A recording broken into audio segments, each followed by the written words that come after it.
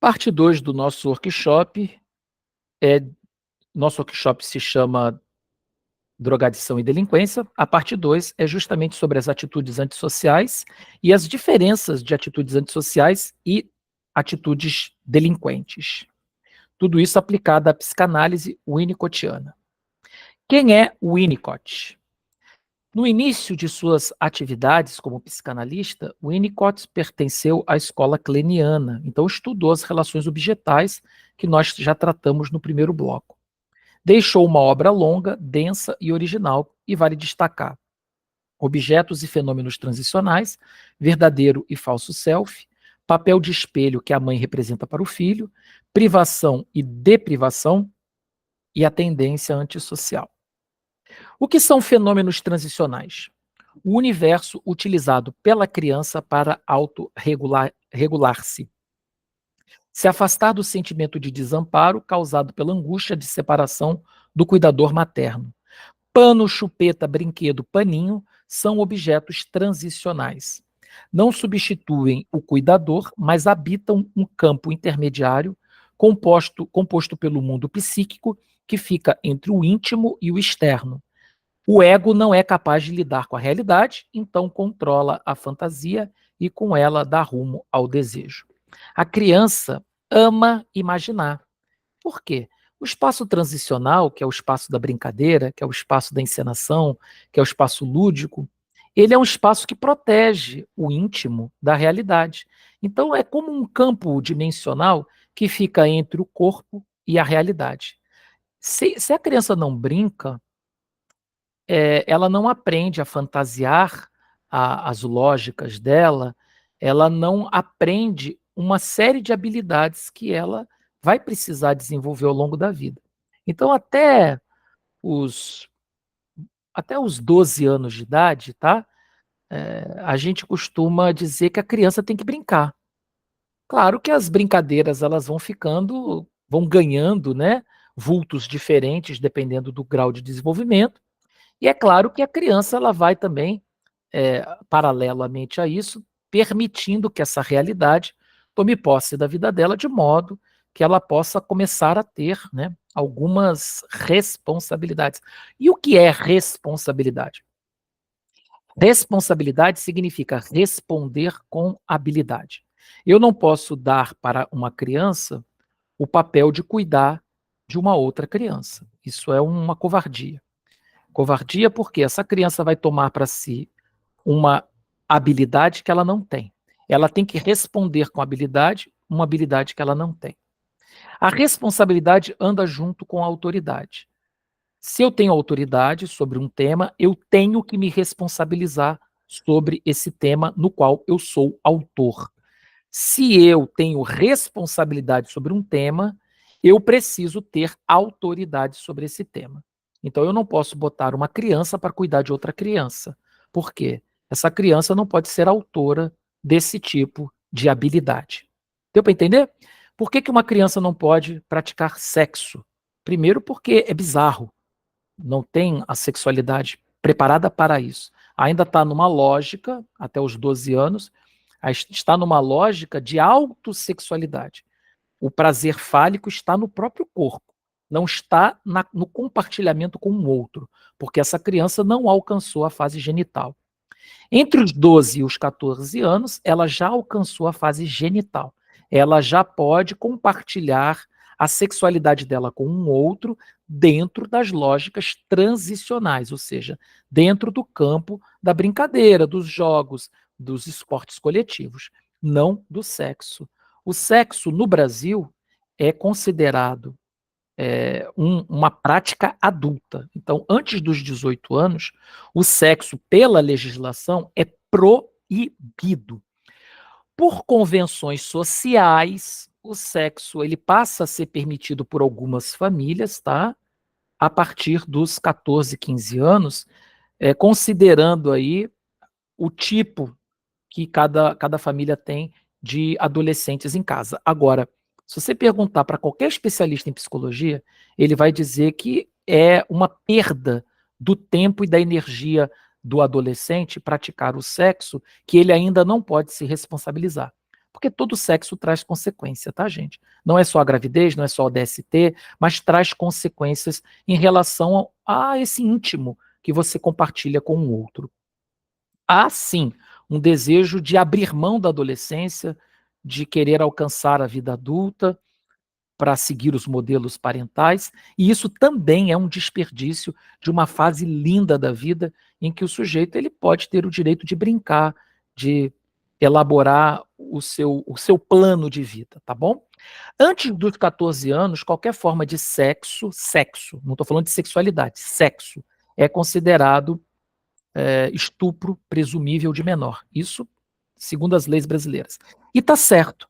Mesmo que praticado entre pessoas da mesma idade, é como você dar a autoria sem responsabilidade dividida entre duas crianças que não têm autoria e que não têm capacidade de ter responsabilidade. Então é um ato perigoso e diria até criminoso. Então é preciso tomar um cuidado com as crianças e com os adolescentes, até porque o mundo está muito sexualizado. Eu não estou falando isso sob o ponto de vista moral, tá, gente? Não há julgamento moral em relação ao sexo. O sexo, quando quando realizado com inteligência, com racionalidade, com ciência daquilo que você faz, ele é muito prazeroso e necessário, não só para a procriação, mas também pelo prazer do corpo, não problema nenhum. A questão aqui é psicológica. Um sujeito não está preparado para certas atividades de adulto quando é criança. Por quê? Porque não atende às janelas do desenvolvimento natural da criança, tá? A criança precisa brincar. Eu vejo pai, mãe, ansiosos de querer que o filho vá à porta fora, para que ele possa, então, dar conta de sua própria vida, querendo acelerar processos cognitivos das crianças. As crianças sentem isso. O absurdo de uma escola no Rio de Janeiro, escola de pessoas, enfim, equivocadas, que prometiam que os filhos iam aprender a ler e escrever com 3 anos de idade. O que é isso? É vontade que os filhos deixem de ser crianças e passem a ser uma outra coisa para dar menos trabalho? Seria isso? É o pai querendo que essa criança saia logo de casa para ele poder voltar a ter a atividade sexual e ter a mulher só para ele? Não sabemos quais são as motivações, mas o absurdo ele passa a ser naturalizado e falado com assim, sem menor cuidado com aqueles que dependem de nós, que são as crianças, tá? Alguém tem alguma opinião sobre isso? Gostaria de. Porque o tema é polêmico, né? Vocês concordam que criança tem que brincar? Com certeza, eu acho que, infelizmente, as nossas crianças estão perdendo a inocência, né, a inocência delas estão sendo tirada, roubada, por causa que o mundo está muito sexualizado, porque tudo está aí na internet, está tudo aí na mão delas. Ontem eu estava vendo um comentário que uma criança de 8 anos estava fazendo comentários sobre sexo, né, com a outra coleguinha da mesma idade, com assuntos que uma criança de 8 anos da minha idade nunca teve, né. Então, eu vejo que as nossas crianças não estão brincando, que as nossas crianças estão perdendo a sua infância. Olha, é muito importante a gente saber como é que a informação sobre sexo chega às crianças, tá? O Winnicott, no livro Deprivação e Delinquência, ele diz que as crianças estão prontas para falar sobre qualquer assunto, desde que você adapte esse assunto à janela de compreensão que aquela fase do desenvolvimento permite. Então, falar sobre sexo com crianças é errado? Não. Se você tem autoridade para isso, se você tem lugar de fala, você é pai, você é mãe, você é professor especializado nessa área da sexualidade, você é um terapeuta, não há problema você explorar a curiosidade das crianças. O problema é o que a Carla está falando, né? Há uma ação massificada erotizando crianças, transformando crianças em objetos eróticos, como, por exemplo, a coisa da novinha e do novinho. Então, a gente percebe que os homens, né, estão exigindo que as mulheres não envelheçam, mas o homem pode envelhecer. Então, o que que é isso? É o desejo pelo sexo infantil dessas mulheres? Então, a gente começa a fazer perguntas sobre como essa sociedade ela está adoecida sob o ponto de vista filosófico, espiritual, relacional. Val, você tem uma pergunta? Por exemplo, eu vi um artigo falando que os jovens estavam se tornando adultos mais tardio, né? Talvez isso não teria uma relação com a questão das crianças não passarem pela fase natural de ser criança, e quando chega na fase adulta ela tem essa dificuldade, aí acaba tendo, não sei, uma forma de regressão, e nisso ser tardio a sair de casa, tardio a viver a vida adulta, porque agora, antes era considerado a transição de jovem de 24, 26, agora foi para 30 anos de idade, né? O que que você acha, Val? Eu acho que depende, né? Depende do contexto, depende de Uhum. como se deu a vida dessa pessoa, dessa criança, né? Tem que ser analisado vários fatores, não só esse fato que eu cheguei a trazer, mas cabe talvez pensar numa possibilidade. Sim. Você sabe que uma das coisas que mais sufoca uma criança, vamos lá, vamos trazer o Winnicott logo aqui para vocês, até porque a gente está com 1 horinha só de aula, né? É eu ter muito amor e não ter um receptáculo para receber essa energia do amor. Olha só, Val, que coisa bonita, né? E que coisa triste ao mesmo tempo. Eu tenho essa criança tem muita energia, tem muito amor e não tem um receptáculo para receber. Então ela começa a endurecer, ela começa a querer chamar a atenção de outras maneiras. Essa criança teve um cuidado durante uma primeira fase da vida, os pais não souberam lidar com as outras fases da vida, tá? Por exemplo, fala-se muito do cuidado com o bebê, né? Mas pouco fala-se do cuidado com a criança grande. Os pais perdem o interesse, né? Então essa criança ela passa a exigir de forma inconsciente essa atenção. 3, é você antecipar uma lógica de dizer para essa criança o que ela tem que fazer, com pacotes de solução muito ao pé da letra, sem dar chance da criança compreender isso, digerir isso, né? Você traz conhecimento para a criança, mas não permite que ela faça o aprendizado. Ou seja, ela recebe a informação nua e crua, e ela não processa essa informação. Ela não dá um sentido, ela não entende uma interpretação própria desse conhecimento. Então, isso vai trazer para essa criança uma lógica adultizada, uma lógica, às vezes, até manipulada, e essa criança vai se ressentir disso. Outra, antecipar fatos da vida. Criança não deveria casar nunca, mas a gente vê crianças se casando. A gente não, crianças não deveriam praticar sexo e a gente vê crianças praticando até como um esporte a questão do sexo. Você vê que crianças, quando estão altamente excitadas com alguma temática referente ao adulto, há um incentivo nesse sentido e não um distrair. Até pouco tempo, né, se via, a criança tem uma lógica sexual latente, um desejo de esfregar a parte genital no pai ou na mãe, ou no sofá, que seja. Você pega e direciona. Essa lógica sexual não deve ser coibida, né, não deve ser questionada sob o ponto de vista moral, tá? Mas você direciona. Vamos brincar de outra coisa. Vamos trazer para o lúdico, vamos brincar de. Só que isso dá trabalho, né? Então o pai, a mãe prefere dizer: olha ali meu varão, olha ali o meu garotão, tá? Olha o que ele faz. Esse aí vai ser macho mesmo. Começa a trazer identificações que corresponde à lógica da prática como finalidade e não como meio para se chegar a algum lugar, né? Você sente desejo naquela parte íntima e isso se torna o fim de todas as resoluções de conflito. Isso não é apenas um efeito passageiro e uma dinâmica própria da criança. O pai e a mãe se perturbam com isso, ou ofendem, ou proíbem, ou então instigam, investigam, mistificam. sabe? E isso acaba se tornando um fim, ao invés de se tornar um meio. Todos esses elementos reunidos, Val, fazem a criança antecipar lógicas e lá com 24, 25 anos, 30 anos, isso vai estourar de alguma forma. Quer dizer que essa criança não brincou? Quer dizer que essa criança, antes de engatinhar, ela correu? E os pais acharam isso o máximo, em vez de ter levado no médico, né? Porque se está pulando etapa, não é bom. Não há esse conhecimento e não há interesse por esse conhecimento.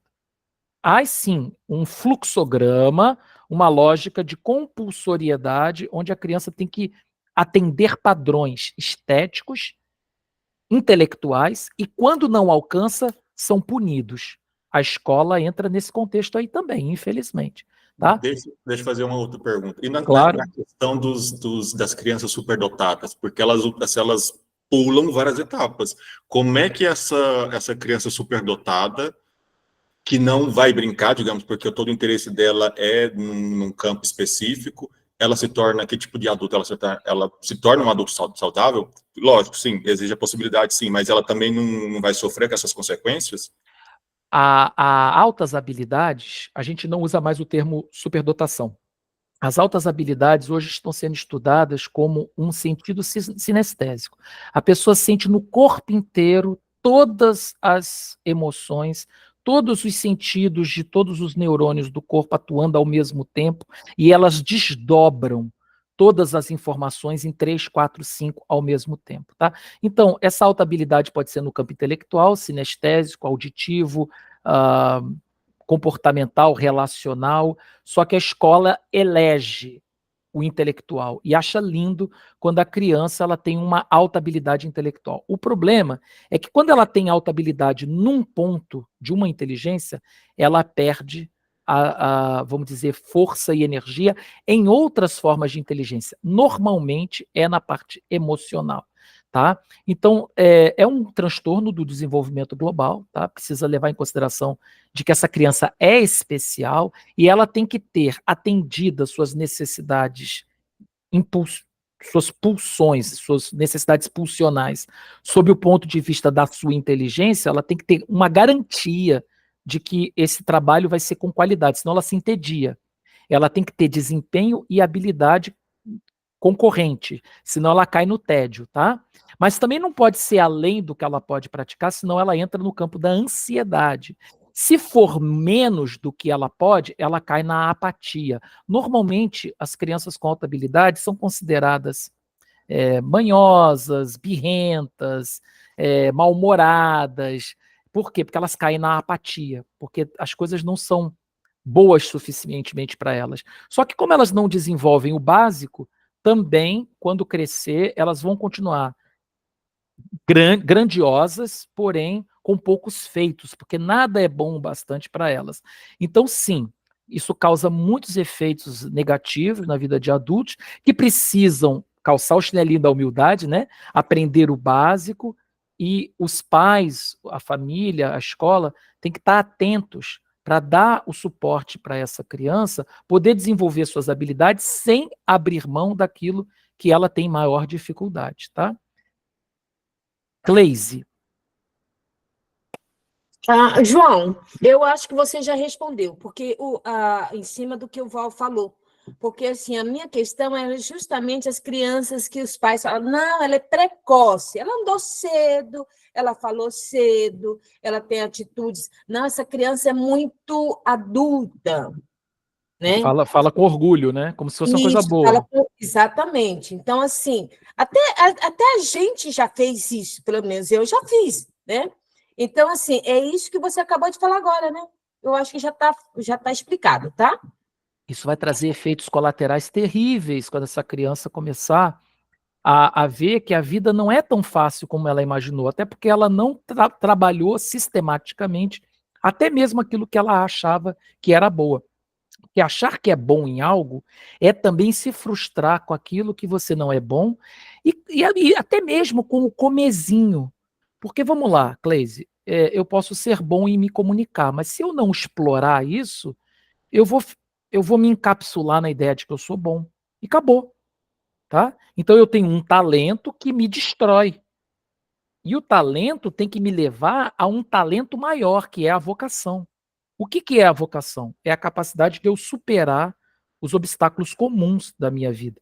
Então, quando eu tenho um aluno, ele diz para mim assim: ah, mas isso aí é muito fácil, né? Me dá outra atividade mais difícil. Eu faço como o professor Girafales. Faça primeiro essa e depois eu vou te dar a mais difícil. Por quê? Porque nós temos um sistema. Ah, mas todo sistema é ruim. Ah, mas o sistema não presta. Mas é o sistema que tem.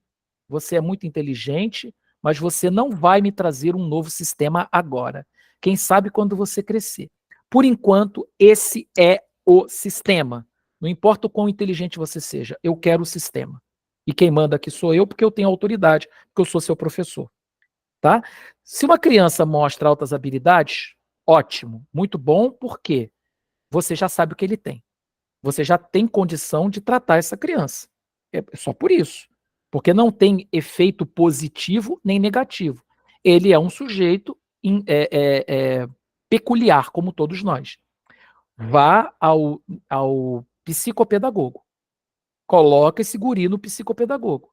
Porque é o psicopedagogo que vai ajudar a ele a desenvolver essas habilidades da maneira correta, sem perder aquilo que ele supostamente sabe, mas nunca fez. Denise?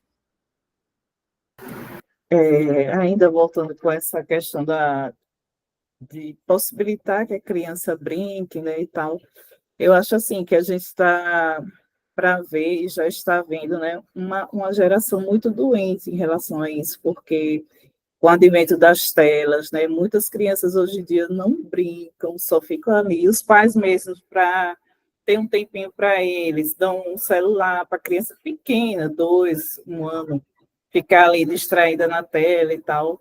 E, assim, quando eu vejo, eu fico, assim, doente, né, ver que os pais não estão vendo o malefício que isso vai causar, né, em seus filhos, assim. E tá sendo uma febre, assim, uma rotina, na verdade, né, entre muitos pais aí de quererem seu sossego e esquecerem dessa consequência, né? Pior que eles estão vendo, mas não estão fazendo nada. É que nem aquecimento global. A gente está vendo e fica assim, ah, tá tudo bem, o mundo vai acabar mesmo. Né? O negócio é que está tão individualizado os processos que antes eram coletivos, que as pessoas não sabem mais lidar com o diferente, com o diversificado. Como é que eu vou ensinar meu filho a não ficar na tela se eu só fico na tela o tempo todo? Né? Quem é que vai quebrar com esse ciclo? Quem é que vai passar esse trabalho? Né? A criança é que não vai ser, posso te garantir. Então, tem que educar, né? São os pais, né? Exatamente. E a escola também tem esse papel, mas principalmente os pais. Agora, outro fenômeno que acontece é que a gente, em psicanálise, estuda que a pulsão ela tem que concentrar, ou seja, tem que haver um desconforto de desejo para ela poder deslocar na lógica de uma atitude comportamental. Não é assim, Denise? Condensação, deslocamento, né? Primeiro eu armazeno para depois eu desaguar. E aí eu tenho o alívio, eu tenho o prazer. O que acontece quando uma criança terceiriza a lógica da condensação e tem apenas o deslocamento? Eu fico vendo ali na tela do celular pessoas construindo coisas, pessoas fazendo coisas e me trazendo essa construção e eu só gozo. Para o meu cérebro, sou eu que estou ali. Sou eu que estou ali naquele vídeo praticando aquele skate, pulando de asa delta, praticando aquele sexo com aquela pessoa. No meu cérebro, aquilo está acontecendo agora. E eu não construo nada para mim, mas eu gozo o tempo todo. E é tão barato, né? Hoje um pacote de internet é tão baratinho. Então lembra da Matrix? Todo mundo ligado a máquinas. Não estou dizendo que é trágico desse jeito, não. Tem como trabalhar isso desde que haja pessoas atentas. Só que o problema é que ninguém quer ser diferente. Ninguém quer agir de uma forma diferente. Ninguém quer puxar conversa no elevador. Ninguém quer puxar uma conversa no boteco. As pessoas nem vão mais ao boteco. Ninguém quer montar uma festa dentro de casa ou uma reuniãozinha entre amigos. Isso aqui que a gente está fazendo vai ficar raro daqui a pouco. Por quê? Porque eu monto a minha aula, boto lá online, vocês vão lá, assistem, pagam na minha conta e está tudo certo. Esse encontro presencial aqui, presencial online, né, vai ficar cada vez mais raro. Por quê? Porque tem um incômodo, Denise. De eu falar com você, ver que você tem uma posição diferente da minha. Tá vendo como é doloroso? Eu prefiro gozar só, na minha lógica interna. Ainda tem os logaritmos que fazem isso por mim, né?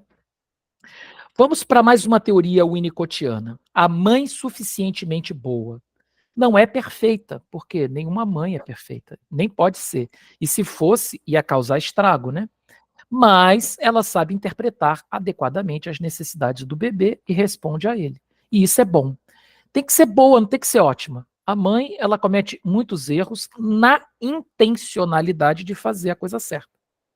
Então, a gente está pouco acostumado hoje com a intenção. A gente quer mais o resultado pronto. Então, você tira de contexto a fala de um professor e bota nas redes sociais. Esse professor é massacrado publicamente. Mas qual foi a intenção dele ao falar aquilo? Dentro de um contexto, você sabe. Destacado semiologicamente, parece que é outra intenção. Percebe? Então, a gente não está mais relacionando a lógica do que se fala a uma intenção. A gente olha apenas o resultado, tá? Então, filhos vão exigir, sogras vão exigir, vizinhas vão exigir que essa mãe traga um resultado. Já deve ter acontecido com vocês. Tem aquela criança chorando no supermercado. Todo mundo fica olhando feio e julgando essa mãe. Ninguém está olhando o que ela está fazendo. Ninguém está olhando a intenção dela. E aquela intenção, gente, ela é dolorosa para a mãe. Se é uma mãe suficientemente boa, certamente está esperando essa criança terminar de chorar para perguntar, tá tudo bem? E aí, vai continuar chorando? Né? Só que isso leva tempo, a criança está chorando e a sociedade não quer que a criança chore. E quer que a mãe tire alguma coisa da cartola. Muitas mães tiram, né? Olha aqui o brinquedinho. Ah, o que você quer? Aí dá o que. É suborno. Essa criança aprende a fazer chantagem emocional com essa mãe desde cedo. Porque a sociedade exige que essa mãe resolva o problema aqui, agora. Então, uma mãe que é potencialmente boa se torna insuficiente. Por quê? Porque ela passa a ter a autoridade dela questionada e ela passa a substituir a autoridade dela pelas babás virtuais, né? Pelo TikTok, pelo biscoito, que é compensatório. A criança está frustrada? Qual é o problema da frustração? Esses dias, uma cliente foi questionada. Ah, porque agora você está rica, né? E ela ficou desbaratada, não sabia onde botar a mão. E na nossa terapia eu perguntei, qual é o problema de ser rica? Você está com uma condição financeira confortável. Qual é o problema disso? Ai, mas é porque aí vai causar um mal-estar para o outro. Por que vai causar um mal-estar para o outro? Não necessariamente. O que você tem a ver com isso? Você está seguindo a sua lógica.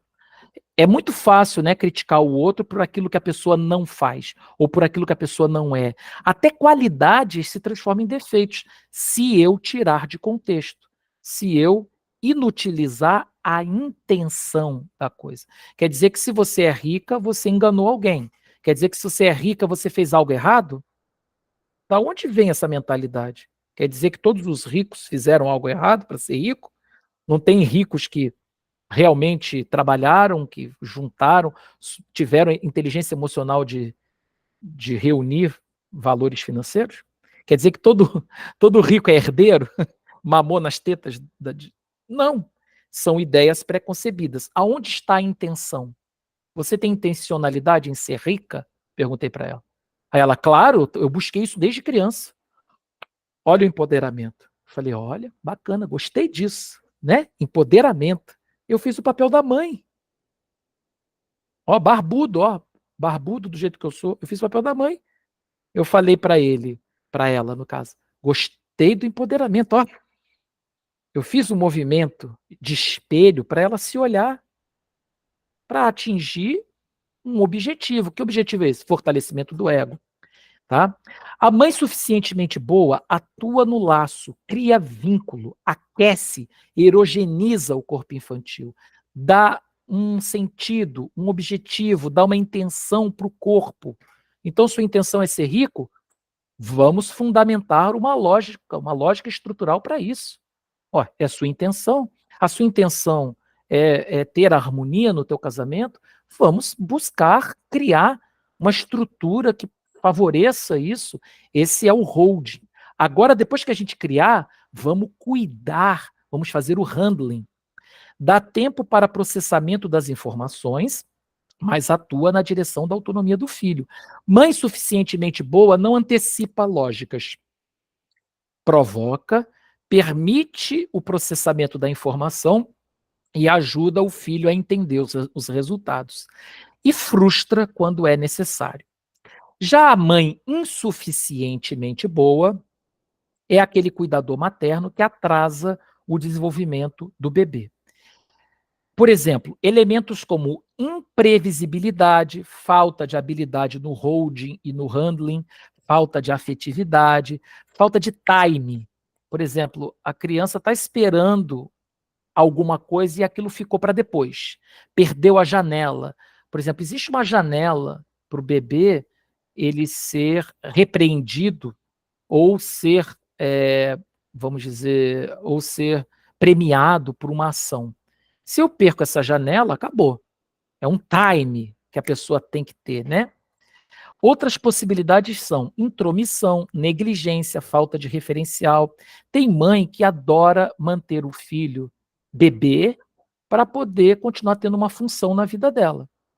E isso é um egoísmo, né? Essa criança nunca vai desenvolver. Vai estar lá com 40 anos, ainda dependente do leite materno. Tá, é ridículo um adulto mamando no peito da mãe. Mas é isso que acontece. Não de forma concreta, mas de forma metafórica. Tudo que é feito por esse adulto tem que passar pela mãe. Toda a lógica de existência, decisões, essa mãe tem que optar. Quando essa mãe percebe que esse filho está desenvolvendo alguma autonomia, ela vai lá e castra. E essa mãe não adianta você dizer para ela que ela está fazendo isso não, tá? Porque normalmente essa mãe tem problemas cognitivos, tem problemas sociais, normalmente ela tem um transtorno de personalidade que impede que ela veja que ela faz isso. E se ela entrasse em contato com isso, gente, ela se perturbaria profundamente. Eu vou dizer uma coisa para vocês, tá? Tem gente que ama tanto que destrói. Ama, mas não ama a pessoa. Não ama o filho, não ama a ideia desse filho crescer. Ama o vínculo, ama o laço, mas não ama o filho. Se essa mãe, se esse pai, tá? Vamos tirar um pouco também da mãe, porque às vezes pode ser o pai ali. Se ele soubesse o mal que ele faz, né, para esse filho, o atraso que ele causa a esse filho, ele se perturbaria profundamente. Eu falo para os meus clientes, ainda bem que não sabe, vamos rezar para que nunca saiba. E se souber, que esteja amparado. Porque quando você percebe que pensou errado a vida toda, que você foi ignorante, né, em relação a potencialidades, que você agiu equivocadamente, a dor é terrível.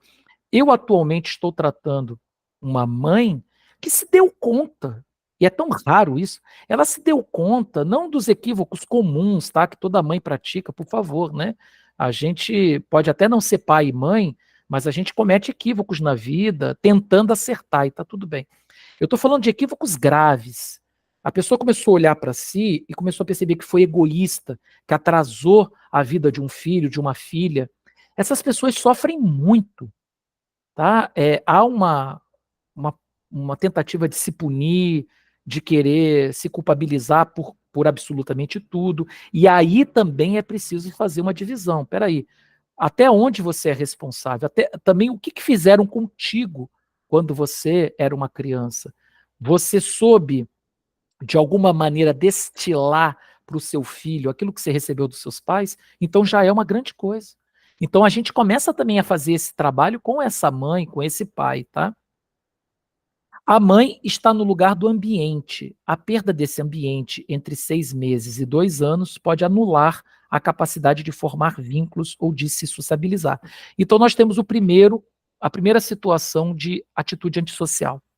O que leva uma criança, um adolescente a ter atitude antissocial? Às vezes é a dificuldade de se sociabilizar. Por quê? Porque não teve filtro, porque não aprendeu a traduzir o mundo, porque não aprendeu a identificar a sua grandeza, a sua importância frente à sociedade, porque não teve esse tradutor, não teve essa mãe ambiente capaz de fazer essa troca com esse filho. Qual é a primeira etapa da vida, segundo Winnicott? É a fase da dependência absoluta. Entre 0 e 6 meses, todo bebê ele está absolutamente vulnerável e dependente. Ao obter carinho e leite, ao chorar, pensa que criou para si um objeto que o satisfaz. Então há uma crença do bebê de que ele domina o ambiente. O mundo e o bebê é uma coisa só. Prazer é sentido através do estímulo sensório, motor, oral, visual e auditivo. Então é muito corpo, pouca palavra, tá? O adicto, ele mantém essa estrutura mesmo na fase adulta. Muito corpo, pouca palavra. Ainda na dependência absoluta. Nessa fase, o cuidador materno possui 2 funções, holding e handling. Tá faltando um L aqui, tá? Aqui, tá, gente, ó. É holding e handling. Tá faltando um Lzinho aqui. Holding, tá faltando um G aqui, ó. Isso é problema de digitação, tá? O holding, sustentar, conter, abraçar, corresponde aos momentos de proteção. O handling, manipular, manusear, manejar, corresponde aos cuidados e bem-estar. Fulano de tal, meu filho, daqui a 10 minutos você vai precisar tomar banho. Você gostaria de terminar o que você está fazendo para você vir tomar o seu banho? Ou você gostaria de vir agora? Veja, até existe um poder de decisão desse filho, mas é isso ou aquilo. Quem determinou é quem manda. Quem tem autoridade é quem tem responsabilidade. É essa mãe. Daqui a 10 minutos você tem que tomar banho. Você quer ir agora ou você quer terminar o que você está fazendo? Eu te dou 10 minutos, tudo bem? Tá. Me afastei. A criança tomou lá a decisão. Se ela quer ir agora ou se ela quer ir daqui a 10 minutos. Então, eu estou fazendo a sustentação. Passou 10 minutos. A mãe vai lá, desliga a televisão, finaliza a tarefa da criança. Eu te avisei que você tinha 10 minutos para finalizar essa tarefa. Agora é hora de tomar banho. Eu estou fazendo a sustentação daquilo que é muito importante, que é a palavra. Palavra não se volta atrás. Você pode até errar, entender que errou e, no caso, assumir que errou. Tudo bem, problema nenhum. Mas você sustenta a palavra.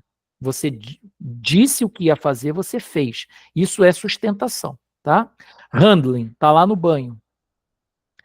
Eu vou passar aqui para saber se você está tomando banho direito. Eu estou vendo que você não está usando o shampoo que eu comprei. Você precisa passar esse shampoo que eu comprei. Você precisa que eu passe para você ou você já é capaz de fazer isso sozinho? Criança, não, eu faço sozinho. Então tá bom. Isso é handling, cuidado, manutenção daquilo que foi proposto, tá? Vamos para a segunda etapa, a dependência relativa. Entre 6 meses e 3 anos, há um momento no qual a criança começa a se perceber enquanto indivíduo separado do todo. Descobre a existência de objetos externos que o afetam. O cuidador retoma sua vida, o que produz novas falhas e frustrações à criança, necessário para o seu amadurecimento. A dependência, ela se torna menor, mas ainda necessária na vida da criança. Frustração, ela vai gerar o quê? Capacidade de situar-se no tempo e no espaço. Quer dizer que a minha falta gera uma espécie de compromisso. E esse compromisso atende a uma designação social e ambiental. Eu estou com fome. Normalmente começa assim, com questões instintivas, né? Tá, que ambiente é esse que você vive? Você tem uma pessoa que prepara a sua comida ou você mesmo prepara a sua comida? Você foi treinado para preparar a sua comida? Você foi treinado para buscar esse alimento? Esse alimento está à disposição ou você tem que fazer algo para conquistar esse alimento? Isso depende da cultura, isso depende do local, tá? Você tem amplo acesso à comida ou esse acesso é limitado? Isso depende muito do estilo de vida, né? Capacidade de antecipar-se a eventos, capacidade de aguardar. Vocês já viram quando a mãe está conversando e a criança está mãe, mãe, mãe, mãe? Toda criança já fez isso. Eu sei porque eu fazia. E vocês? Chega uma hora que a mãe olha para você e fala assim: nesse momento eu estou conversando com a minha amiga, eu não vou te dar atenção. Você, por favor, aguarde. E você volta a conversar normalmente, deixa a criança frustrada. Por quê? Porque você tem que aprender a aguardar. Ué, quer dizer que o mundo gira em torno de você. Olha, gente, eu vou falar para vocês, cada vez mais os pais estão projetando nos filhos um medo de frustração. Meu pai me frustrou, minha mãe me frustrou, eu não quero que meu filho se frustre. Tudo bem, pode até ter algo nesse sentido, né? Então quer dizer que você teve uma vida de escassez. Você sofria com escassez de alimento. E você tomou uma decisão de que seu filho não vai ter escassez de alimento. Mas é uma coisa, né? Agora, não é porque a sua mãe nunca te deu atenção que você vai ter que dar toda a atenção do mundo para esse filho. Porque o que acontece? Esse filho deixa de ser um indivíduo à parte de você. Passa a ser uma representação sua. É um mini você. E qual é o problema disso? A gente chama isso de narcisismo renascente. Se eu exijo, se eu não dou a oportunidade desse filho de ser quem ele é, eu que determino o que ele vai ser o tempo todo, tá? Um pouco é necessário, mas o tempo todo não. Eu vou querer também dizer com quem que ele vai namorar quando crescer, com quem que ele vai casar, que emprego que ele vai ter.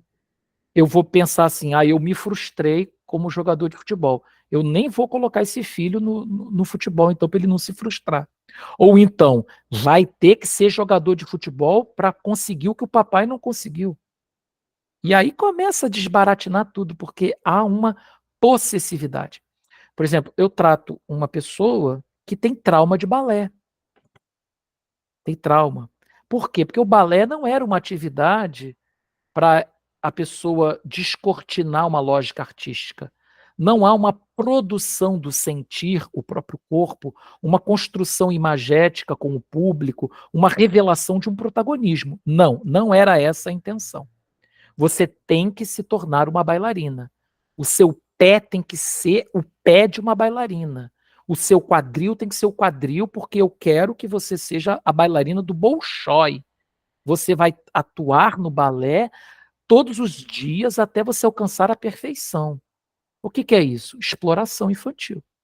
Porque a criança não gostava, a criança não queria, a criança não tinha talento para isso. Tá? Porque quando a gente sente que tem talento é diferente. Né?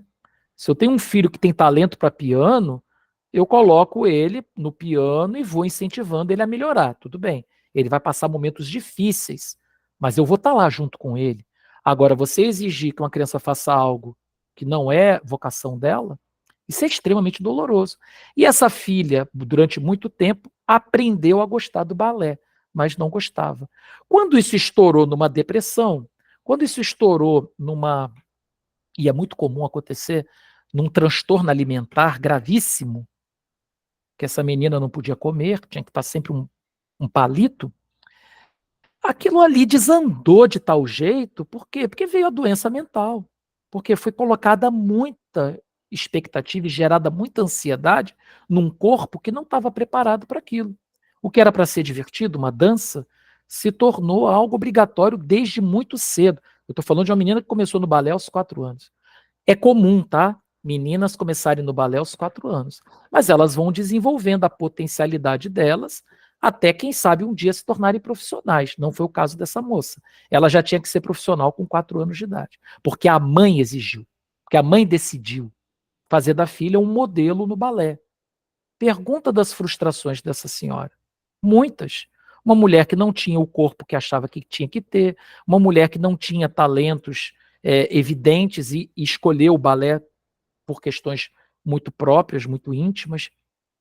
Então, essa coisa de você colonizar o outro é muito perigosa, tá? Capacidade de desenvolver meios para controlar as frustrações e aqui, ó, capacidade de autonomia. Se eu frustro meu filho, eu estou dizendo para ele o seguinte: eu não te controlo totalmente. Logo, você vai ter que se controlar. Logo, você vai ter que dar jeito nisso que você está sentindo aí, porque eu não vou estar sempre aqui. Isso é uma mãe suficientemente boa. A mãe suficientemente boa percebe que nem sempre vai estar ali para o filho. Ela pode se ausentar por causa de morte, doença. E aí? Como é que esse filho lida com isso? Tem mães e pais e famílias que, quando sentem que a criança tem alguma limitação, ao invés de ajudar essa criança a ir em busca da autonomia, fortalece a limitação para continuar dependente dessa entidade parental. Habilidades desenvolvidas no período: andar, alcançar, manipular, balbuciar, controle. Ao se frustrar, começa a lidar com fenômenos transicionais. É muito importante dizer que essa fase da dependência relativa, a criança começa a perceber que o pai, a mãe, tem duas faces. Tem uma face que essa criança conhece e tem uma face desse sujeito que a criança não conhece e que ela passa a querer investigar. Tá? Terceira etapa, independência relativa.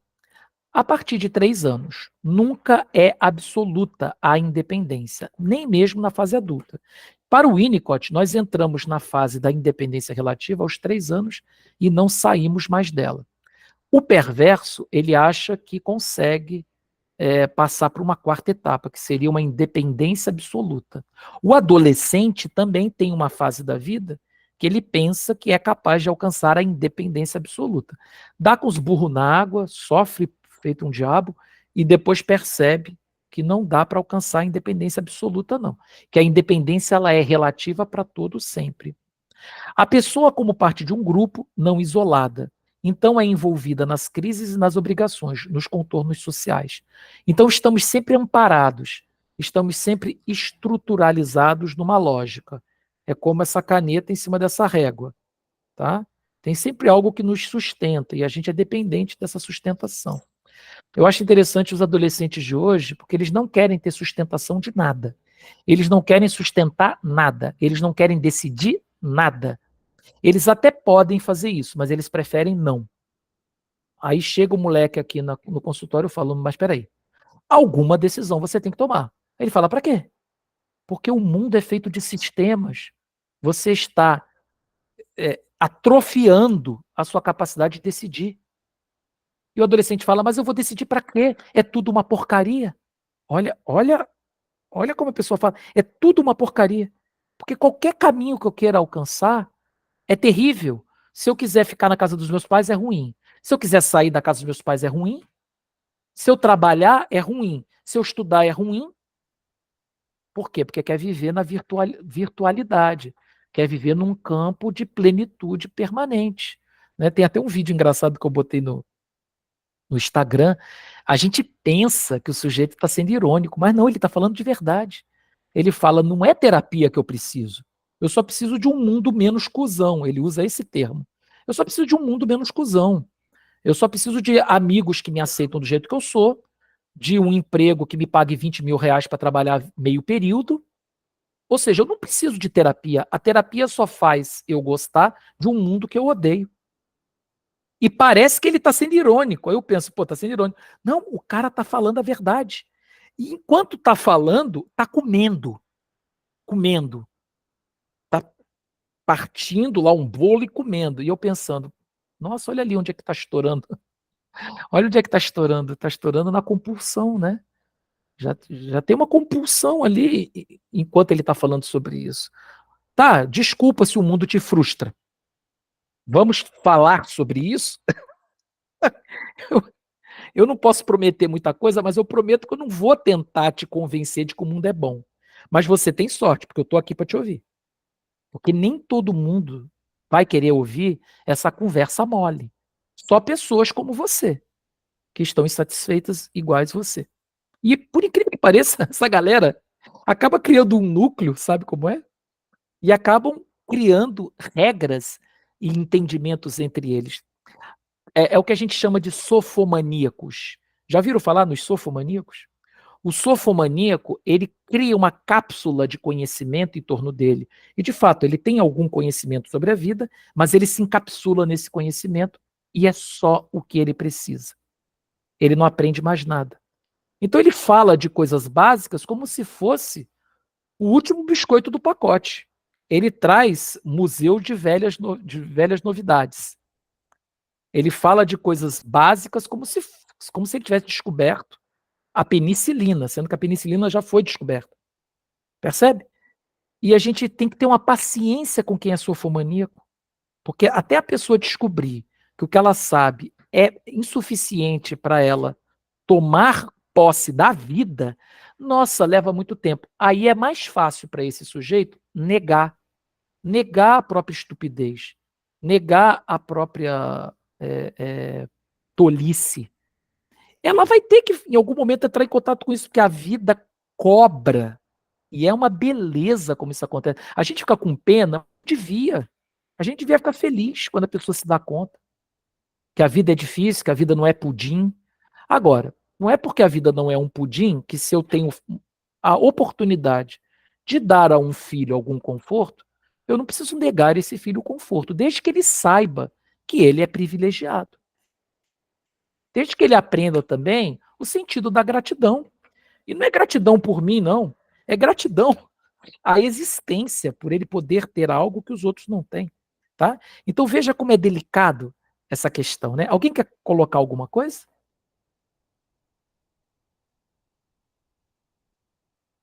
Nós já estamos, daqui a meia horinha a gente está encerrando. Alguém quer expor algum comentário, algum pensamento? Isso, sabe o que é isso? Isso é a fome. Vai chegando perto do almoço, o maridão ou a esposa já estão preparando aquele churrasco, tá vindo aquele cheirinho de comida, né? Os restaurantes, eu entendo. Eu já parei de tentar competir com comida, gente. Não dá. Pega aí o bolinho, pega aí uma coisinha para disfarçar. Quais são as conquistas da terceira etapa? A criança modifica o meio. Ela percebe que ela tem controle sobre o meio. Ela pode conquistar habilidades. Ela passa a cultivar memórias. Ela projeta suas necessidades nos objetos. Ela busca caminhos para satisfazer o desejo. Ela internaliza regras necessárias. Ela compreende melhor o ambiente externo. A vida da criança é marcada pela contradição entre o eu e o não eu, a integração e a desintegração, o mundo interno e o mundo externo. O que é deprivação? Deprivação é uma falha no vínculo entre o cuidador e a criança, justamente na terceira etapa do desenvolvimento, quando a criança já pode entender que perdeu algo que possuía e que era bom. Então, a deprivação é você entender que você teve apoio na época da dependência e agora que você é independente, você não tem mais esse apoio, tá? Há uma quebra do vínculo e isso é doloroso para a criança. O nome disso é deprivação. A criança vai representar a deprivação de diferentes maneiras.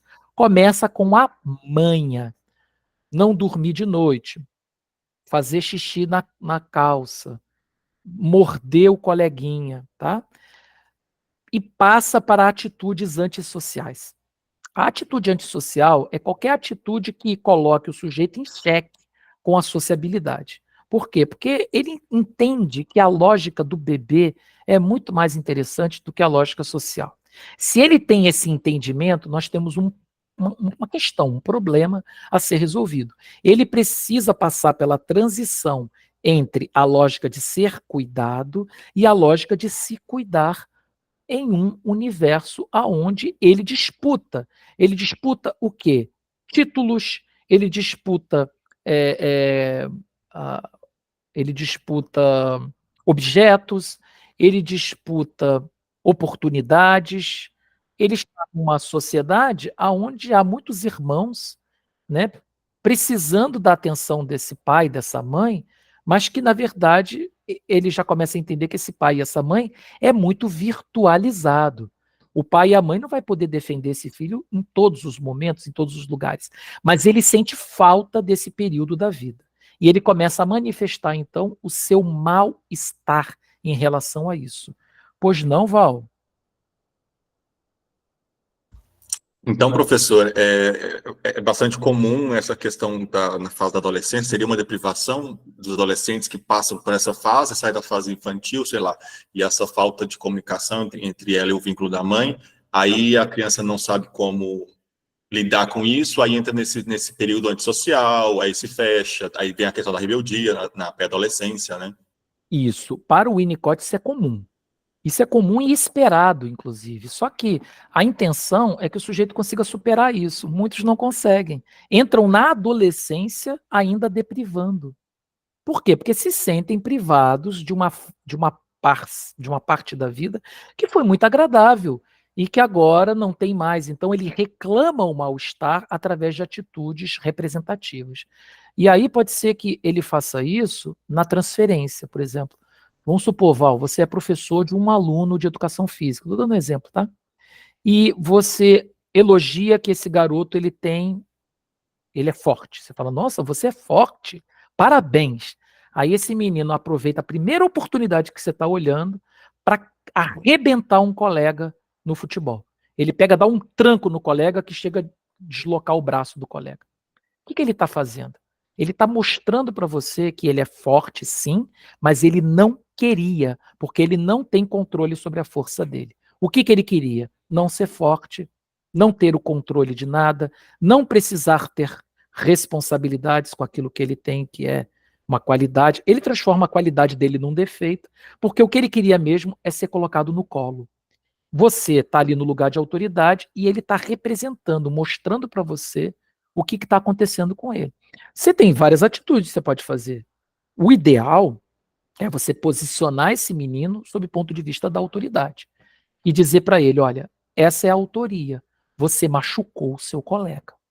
O que nós vamos fazer a respeito? Normalmente eles não sabem. Não sei. É assim que eles falam, tá? Não sei. Eu nunca gostei dele mesmo. Vai encontrar uma explicação para o erro. Você está buscando uma explicação para o seu erro. Eu quero que você tenha consciência do que você acabou de fazer. Você não fez isso sem querer. Você fez isso por querer, porque eu estava lá e eu vi. O que você vai fazer a esse respeito? Aí, quem mandou ele ser fraco? Olha, você está culpando o outro. Eu quero que você entenda a responsabilidade do que você fez. Aí começa a chorar. Quando começa a chorar, dá peninha, mas a gente tem que fazer o hold, né? E por que chora, Val? É o bebê querendo o peito, né? Ele não está sabendo lidar com os sentimentos dele. Ele tem que assumir as consequências. Vamos lá, fulano, o que você vai fazer para resolver esse problema? Não usa o choro, usa as palavras. Aí você provoca. Eu vou lá pedir desculpas. Mas você vai pedir desculpa só porque eu estou pedindo, fulano? Não. Eu vou pedir desculpa porque eu machuquei o meu colega. Viu? Ai, palmas para o professor Val. Ele conseguiu. Ele conseguiu algo extraordinário. Ele conseguiu fazer essa criança entender que ele tem responsabilidade e que a vida é formada por protagonismos. E é difícil mesmo lidar com isso, tá? Vamos lá. Deprivação. O bebê que experimentou um ambiente suficientemente bom na etapa da dependência absoluta, ao crescer, se dá conta de que perdeu essa regalia. Passa a emitir um sinal de esperança de que venha a redescobrir aquela experiência boa anterior à perda. Esse sinal de esperança se manifesta através de uma tendência antissocial. Para Winnicott, todas as dissociações ocorridas na infância e na adolescência devem ser encaradas como sintomas normais. A tendência antissocial é uma resposta à deprivação. Não deve ser associada a um transtorno de personalidade psicopática, tá? Não é uma patologia psiquiátrica. Difere também da delinquência. Já vamos entender o que é a delinquência, tá? Deprivação vem do inglês deprivation. Refere-se à perda de algo que já existiu, normalmente o cuidado materno.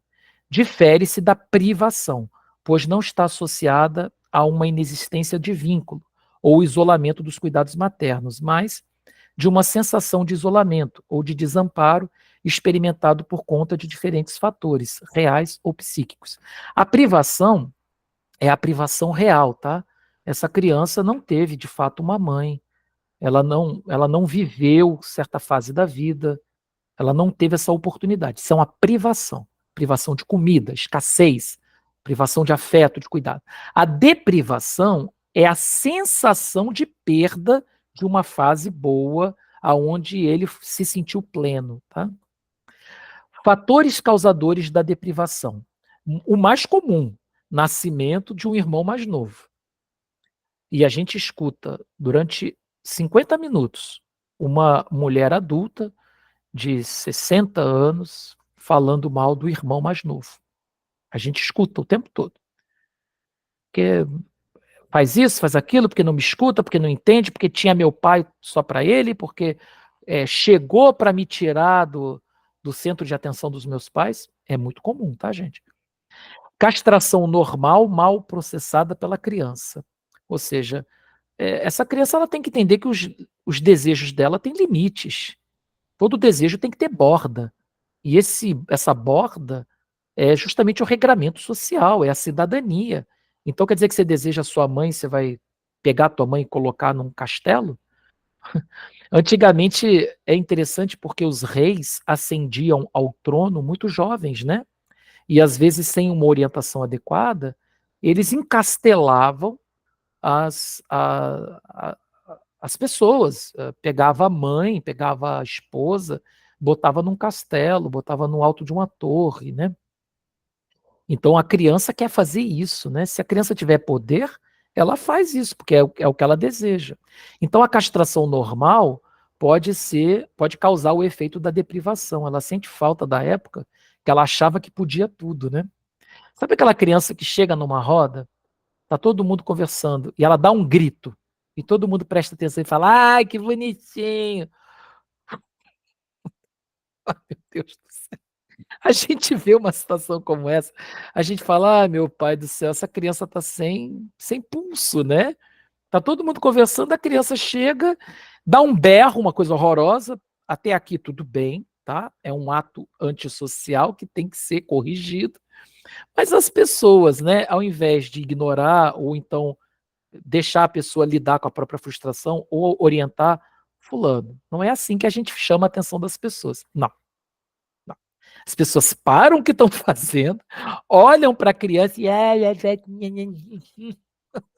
pai do céu. Essa criança cresce achando o quê, né? Eu tenho o direito de gozar uma lógica que vem dos outros só pelo fato de existir.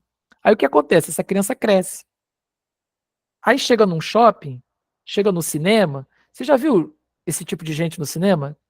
Que pega uma pipoca, fica mastigando alto, bota o pé em cima da poltrona da frente, fica falando alto no cinema. O cara é tão chato, que quando tem tosse, em vez de ir pro médico, vai pro cinema, vai pro teatro. Né?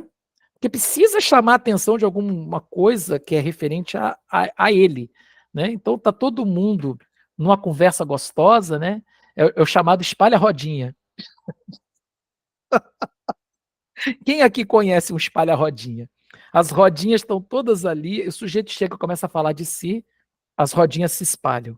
É essa pessoa que aprendeu lá na infância que tudo que fazia era bonitinho. Tá? Tem uma época da vida que isso é até aceitável, né? A criança precisa ser incentivada na produção dela, aquilo que sai dela é bom, mas chega uma hora que ela não precisa mais desse tipo de incentivo. Então, por exemplo, a criança pequena, o cocô que ela faz, se você critica o cocô, ela pode achar que o que sai de dentro dela é ruim, tá? Mas chega uma fase que ela começa a entender que o cocô tem que ir para a privada, que o cocô tem que ir embora, que o cocô não é uma coisa socialmente agradável. Ela tem que entender, ela tem que passar por essa frustração. O problema é que os pais não querem frustrar, querem que a criança continue sendo aquela coisinha que existe, que é elogiada só por existir. Na escola que eu fui orientador educacional, tinha um menino e ele era mais minhonzinho, ele era pequenininho, e ele tinha um problema no desenvolvimento da fala, da habilidade matemática e da escrita. E aí a gente identificou que ele teve um trauma, a mãe dele ficou em coma, numa fase do desenvolvimento dele muito importante, e que ele precisava resgatar isso. Gente, quando o guri resgatou o conhecimento em matemática, com muita afetividade, a gente fez esse trabalho dele resgatar a leitura e a escrita, esse guri, ele ganhou pelos, porque ele já tinha 14 anos, mas parecia um guri de 9. Ele ganhou pelo, ele ficou com um orelhão desse tamanho, um narigão desse tamanho, as pernas cresceram, o menino se desenvolveu, até fisicamente, foi muito interessante. No começo do ano letivo, que ele ainda era pequenininho, as meninas mais velhas pegavam ele no colo. Olha a cena, é ridículo, mas eu vou tentar imitar. Faziam assim com ele. Eu tô falando sério, as meninas mais velhas pegavam ele, garoto de 14 anos, botavam no colinho e ficavam assim, ó. Você acredita nisso? Quando eu vi aquilo ali, e eu vi as professoras fazendo, que bonitinho. Eu falei, gente, vamos embora. Vamos cada um para fazer alguma atividade. Me dá esse guri aqui. Eu tirava o guri do colo da menina. Aí eu cheguei para a menina e falei assim, ó, vai crescer, tá? Você vai continuar botando no colo? Tem 14 anos. Você vai continuar botando no colo? Tu és eternamente responsável por tudo aquilo que tu cativas. Isso é Pequeno Príncipe, né?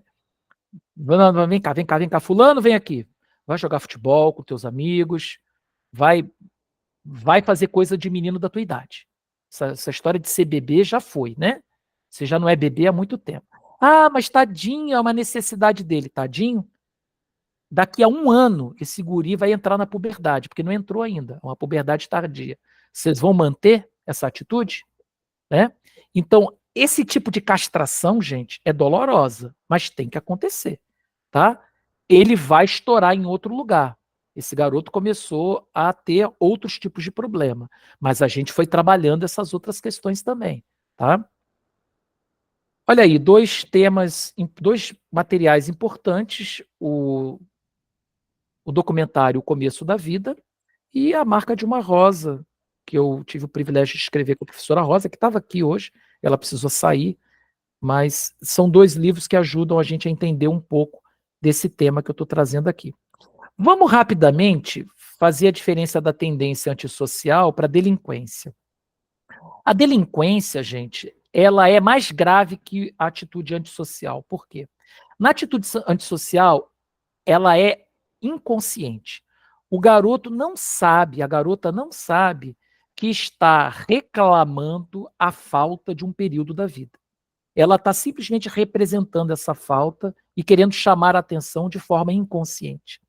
A delinquência já é uma atitude consciente, tá? O sujeito deixa de praticar o ato antissocial apenas como uma forma de representação da falta para tornar essa atitude efetivamente prazerosa para si. Então, na delinquência, há desejo de praticar a atitude antissocial com alguma forma de gozo. Se na fase antissocial o sujeito não for devidamente orientado, o sujeito não tiver uma compreensão do que está acontecendo com ele, ele vai passar a ter gozo, prazer na lógica antissocial. Porque ele percebe que ele chama a atenção das pessoas.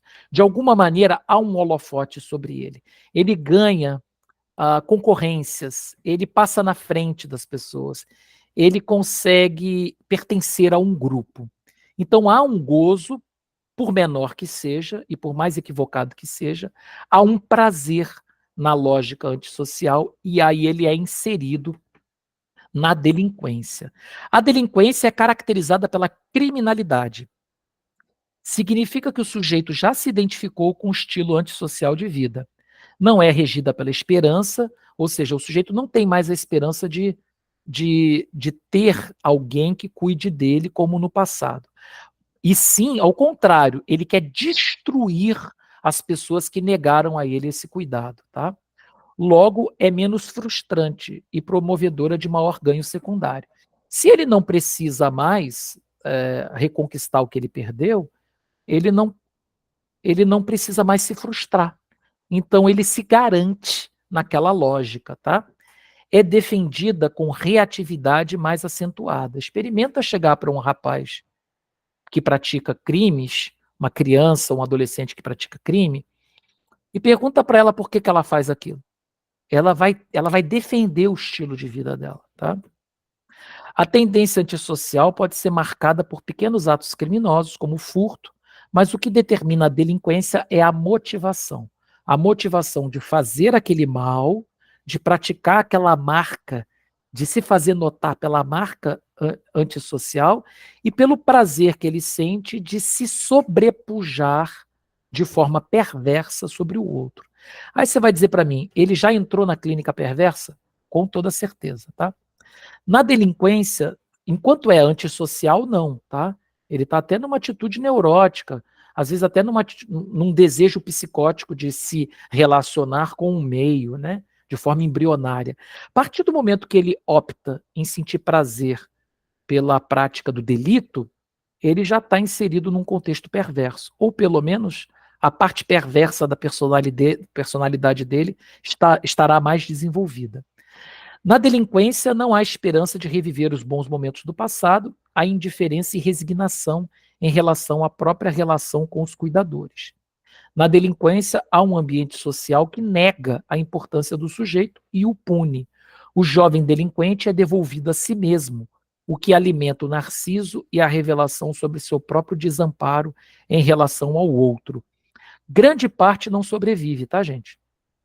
Sabe esses meninos que você vê na rua, que estão praticando crime, que estão jogados a si mesmo, que sofrem omissão do Estado, que leva porrada de policial, que leva porrada também dos traficantes. Essas crianças não sobrevivem, tá? Elas vivem no máximo, 20 anos. No máximo. A média de morte entre sujeitos que são delinquentes é muito difícil a taxa de mortalidade passar ali da média dos 20 anos, tá? Pergunta, Cleise. João, levando em consideração essa questão da delinquência, eu posso entender, então, que o delinquente ele vai pode ser o juvenil, né? E que passa para o adulto. Ele não é tratável, então? Acabou? Isso não pode ser tratado? Pode. Porque se ele perde a perspectiva de resgatar aquilo que ele perdeu, não tem mais intenção nenhuma, e a sociedade o pune. Porque, assim, Winnicott até mostra para a gente no livro um aluno, né, que ele tentou trabalhar, mas o menino era tão assim que ele largou. Não tem jeito, é a justiça mesmo. Como é que fica o nosso trabalho em cima disso, João? Pergunta linda. Uma vez eu tive essa pergunta feita por uma juíza. Eu fui fazer mediação socioeducativa com crianças delinquentes, né? E a juíza perguntou, vem cá, por que você faz isso, hein? Eu falei, Akuma? Como é que é?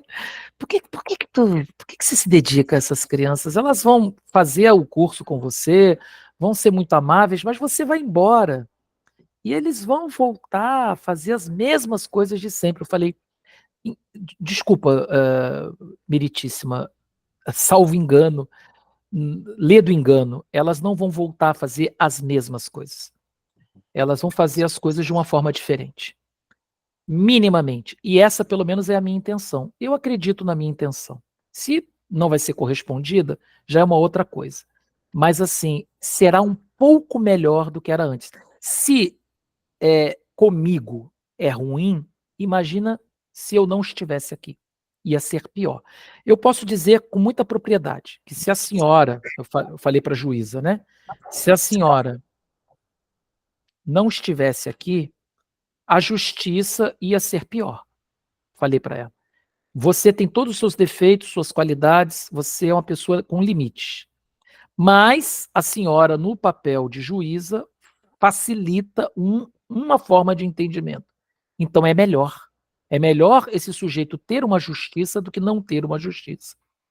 Aí ela falou, olha, ouvindo você falar, até que é verdade, porque assim, se não tivesse esse processo, pelo menos nem essa opção eles teriam. Falei, pois é. E a gente tem que oportunizar possibilidades. Agora, aí é o espírito de cada um, porque a sociedade como ela se encontra hoje, ela às vezes não dá muita margem para trabalhar esses garotos, porque esses garotos eles já foram destituídos de sua cidadania, desde muito pequenos. Então, para fazer um trabalho de resgate com essa criança, primeiro, eu tenho que dar esperança a ela. E se eu der esperança para ela, ela acha que vai estar em risco. Porque esperança de quê? Esperança de que vai ter uma vida melhor, esperança de que vai ter uma família, esperança de que a mãe vai parar de se drogar, que o padrasto vai parar de estuprar. Que esperança é essa? E será que essa esperança vai ser minimamente compreendida pelos outros? E ele é dependente desses outros. Veja como é difícil, né? Eu tenho que começar pela esperança e eu tenho que começar pela afetividade. Tá, mas foi o que ela falou, você vai embora, porque você não vai ficar aqui afetivamente para sempre. Mas eu estarei aqui, pelo tempo possível. Então, respondendo objetivamente a sua pergunta, Cleise, tem o que fazer? Tem, desde que fosse sistema de internato. Desde que fosse sistema de apoio total. Não de punição, muito menos adolescentes. Mas um trabalho de recuperação desse sujeito. Existem almas que não vão poder ser recuperadas? Certamente. Certamente, porque já sentiram um prazer na lógica subvertiva, tá? Que essa pessoa ela já não vê mais prazer nas outras lógicas. É só naquela lógica ali que subverte perversamente o entendimento sobre sociedade. Está sedimentado, não é mesmo? Talvez, se essa pessoa sobreviver, a própria vida vai trazer a ela espelhamentos. Ela vai conviver com outros sujeitos que passaram pelo mesmo processo que ela. E ela vai começar a se compreender. Mas a maioria não sobrevive. Tá? Então a sua pergunta é, existe como? Existe. Mas é muito difícil. O Winnicott mesmo fala, depois que entra para a delinquência, é muito mais difícil recuperar. Então, estejamos atentos aos nossos adolescentes. Enquanto eles estiverem com atitude de deprivação e pequenas atitudes antissociais, trate, previna, porque a cura da delinquência ela é mais difícil. Aliás, foi por isso que eu escolhi esses dois temas, sabe, Cleise? Tem dois caminhos que realmente não tem volta, trazem consequências muito graves. É a drogadição e a delinquência. Conclusão. A adolescência é situada no terceiro tempo lógico winnicottiana, na constituição do narciso, marcado pela fragilidade e guiado pelo eu da infância. É, portanto, visível pela queda das idealizações parentais, ideal de eu perde consistência enquanto referencia para o desejo e é constituído para atender às exigências do supereu. Modificação entre o eu ideal e o ideal de eu e reconstrução do corpo sexuado. Quando a reconstrução não acontece, o ideal de eu não pode operar sob comando do supereu e positivos interditos, abrindo espaço para os desejos. O fracasso narcísico está na origem dos estados limites, causadores de transtornos e traumas, e na manutenção de uma despersonalização, na busca pelo desejo, acrescida da tentativa contraditória de separação e de encontro com o outro. Para a gente finalizar, deem uma olhada nesse quadro. Vamos imaginar duas linhas, a linha do desafio e a linha da habilidade. A linha do desafio vai de 1 a 10, a linha da habilidade vai de 1 a 10. Nós sabemos que a adolescência ela é marcada por ansiedade, apatia e tédio, tá? Por que isso? Vou usar o meu mouse. Vocês estão vendo o meu mouse? Dependendo do grau de habilidade do sujeito e dependendo do grau do desafio do sujeito, o sujeito estará nesses 4 quadrantes aqui. Então, vou pedir para a Cleise me falar de algo que é muito difícil de fazer, mas que ela é obrigada a fazer. Cleise, por favor, me ajude. Oi? Algo que é difícil de eu fazer, E que você é obrigada a fazer. cuidar de uma casa. Cuidar de uma casa. De 1 a 10, qual é o teu nível de habilidade? Habilidade, 10. 10. Então, ela vai sair daqui, ó, do 10, tá vendo? Ela vai sair daqui. Qual é o teu nível de desafio? Ixi, baixíssimo, 4. 4. Então, olha, ela vai estar aqui no tédio, tá vendo? Ela vai encontrar aqui no tédio, nessa área aqui. Vamos lá. Leci, me ajuda aí, Leci. Me fala de algo que você gosta muito de fazer.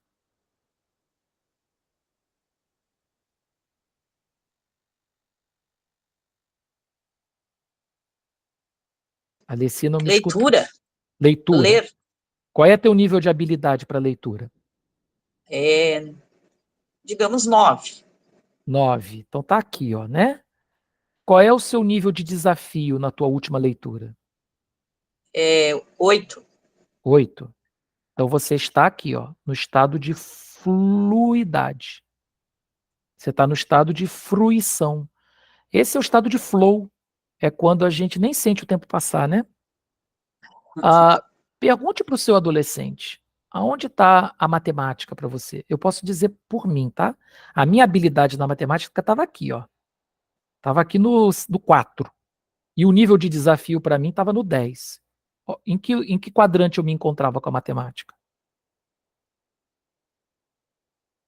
10. Ansiedade. Ansiedade. Eu pensava em matemática, eu ficava ansioso, tá vendo?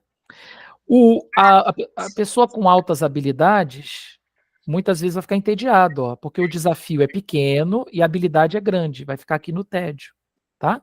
Quando a habilidade é pouca e o desafio é pouco, a pessoa fica aqui na apatia. Normalmente os adolescentes estão aqui na apatia, infelizmente, tá? A gente tem que alcançar o estado de flow com as coisas que a gente faz, tá? Então eu estou bem. Na parte da leitura, sim. Provavelmente tem outras áreas da sua vida que você encontra tédio, apatia ou ansiedade. Esse quadrinho ajuda você a identificar isso, tá? Por exemplo, Muito eu tenho bom. uma relação com um filho. Esse filho me exige muito desafio, mas eu tenho pouca habilidade. Ó, ansiedade, tá? Eu não tenho habilidade nenhuma e não tenho desafio nenhum. Apatia. Sabe pai e mãe apático? Esse filho exige muita habilidade minha, mas ele tem pouco desafio para mim. Eu sou entediado com o meu filho. Tem clientes nossos no consultório que nos dão tédio, né? Porque o nível de desafio é baixo e a habilidade da gente é alta. Aí fica aqui no campo do tédio. Pratique isso aqui com o seu adolescente. Peça para ele identificar as atividades que ele faz nesse quadrinho aqui e ajude ele a entender por que o desafio é alto, por que a habilidade é alta, por que a habilidade é baixa, por que o desafio é baixo, e descubra em qual quadrante está a atividade do seu adolescente. Tá bom? Gente, tá aqui a bibliografia da nossa segunda parte da aula. Gostei de ter encontrado vocês. Depois vocês me mandam perguntas, por gentileza, pelo WhatsApp, tá? Porque hoje não vai dar tempo mais, já é 12:30, mas manda sua perguntinha lá no WhatsApp e a gente vai se falando, tá? Espero que vocês me encontrem aqui no próximo workshop. Eu já vou dar uma dica de qual vai ser o próximo workshop. Vamos fazer uma foto. Deixa eu só tirar aqui a gravação. Gente, a gente se encontrou com a professora Rosa e a gente não tirou foto com a professora Rosa. Olha que pecado. Dá tchau para as pessoas que estão assistindo a gente em casa, pessoal. Vamos acabar a gravação aqui. Você que está assistindo a gente em casa, beijão. Vamos fazer uma foto bonita agora.